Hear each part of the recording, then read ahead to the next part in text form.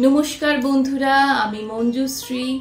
আজকে এই দীপাবলির শুভক্ষণে আপনাদের দীপাবলি এবং শ্যামা পুজোর শুভেচ্ছা এবং অভিনন্দন জানাই সবাইকে। সবাই ভালো থাকবেন। এই শুভ দিনে আমার একটি পছন্দের কবিতা, দীপাবলির আলো, শ্রীজাত বন্দ্যোপাধ্যায়ের লেখা শোনাতে চাই, তাহলে শুনুন।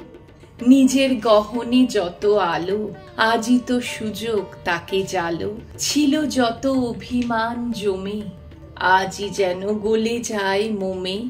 যত ক্ষোভ রেখেছিল পুষে, যেতে দাও মশালে ফানুষে। যদি না ভিতর থেকে জ্বলি, তাহলে কিসের দীপাবলি?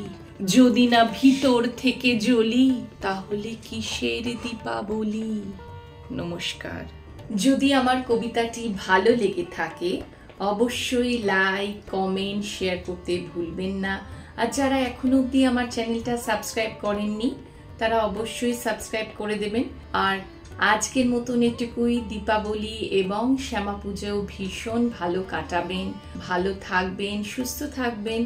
আবার খুব শীঘ্রই দেখা হবে আপনাদের সঙ্গে নেক্সট ভিডিওতে। নমস্কার।